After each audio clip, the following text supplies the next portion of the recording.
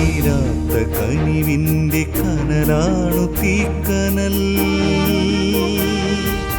അണയുവാനൊരുങ്ങും ഈ ചാരത്തെ അഗ്നിയായി മാറ്റിടും തീക്കനൽ.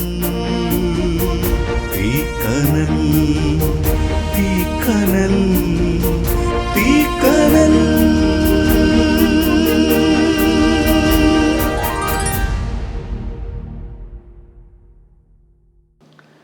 ദൈവത്തിൻ്റെ അതിപരിശുദ്ധ നാമം വാഴ്ത്തപ്പെടുമാറാകട്ടെ. വേദപുസ്തകത്തിൽ ശമരിയ സ്ത്രീയുടെ അടുക്കൽ യേശു കർത്താവ് വെള്ളം ചോദിക്കുന്നൊരു ഭാഗം വിശുദ്ധ ലൂക്കോസിന് സുവിശേഷം 4-ാം അധ്യായത്തിൻ്റെ 10-ാം വാക്യത്തിലുണ്ട്.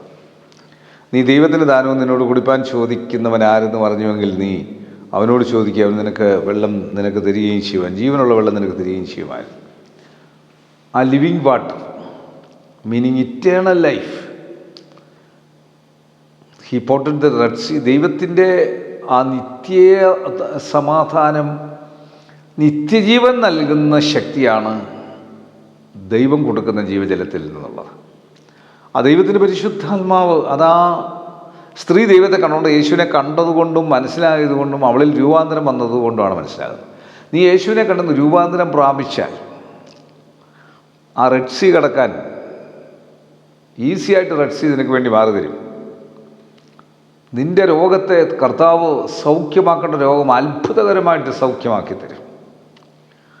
നിനക്കുള്ളതിനെ, സമ്പത്തിനെ അത് മൾട്ടിപ്ലൈ ചെയ്യാൻ എൻ്റെ കർത്താവിന് സാധിക്കും. ഇത് നമ്മുടെ ജീവിതത്തിൽ കഴിഞ്ഞ കാലത്ത് നടന്നിട്ടില്ലേ? നമ്മുടെ ജീവിതത്തിൽ എന്തെല്ലാം ഈ അത്ഭുതങ്ങൾ നടന്നിട്ടുണ്ട്. അപ്പം നമ്മുടെ അനുഭവമാണ് നമ്മുടെ ശക്തി നൽകണം. നമ്മുടെ അനുഭവം, കഴിഞ്ഞകാല അനുഭവങ്ങൾ നമ്മൾ പലപ്പോഴും മറന്നു പോകാറുണ്ട്. നിസ്സാര കാര്യങ്ങൾ വരുമ്പോൾ നമ്മൾക്ക് കഴിഞ്ഞ കാല അനുഭവങ്ങൾ ദൈവം നമ്മളെ നടത്തിയതെന്ന് മറന്നു പോകും. മറക്കരുത്. കണ്ണുകടയ്ക്കാൻ പ്രാർത്ഥിക്കാം. കർത്താവേ, പരിശുദ്ധ പിതാവേ, അനുഭവമാണല്ലോ ശക്തി നൽകുന്നത്. കഴിഞ്ഞ കാല അനുഭവത്തിൽ ഞങ്ങളെ വഴി നടത്തിയ നന്മകൾ ഓർക്കുവാൻ പലപ്പോഴും അത് മറന്നു പോകുന്ന കുറവുകൾ ഞങ്ങളോട് ക്ഷമിക്കണമേ.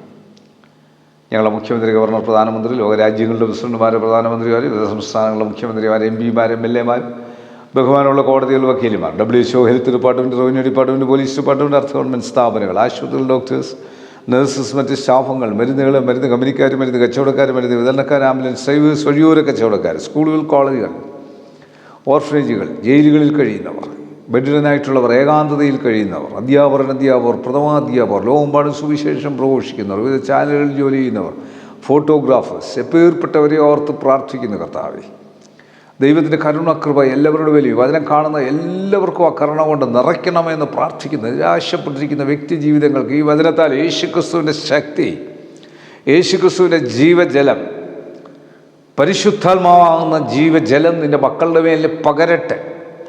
ആ ജീവജലം നിൻ്റെ മക്കളുടെ മേൽ നിറയട്ടെ. ഭാരപ്പെട്ടിരിക്കുന്ന വിഷയങ്ങളുടെ മേൽ ശക്തി കൊടുക്കട്ടെ. യേശു മൂലം പ്രാർത്ഥന കേൾക്കണം നല്ല പിതാവേ. ആമേൻ. God bless U.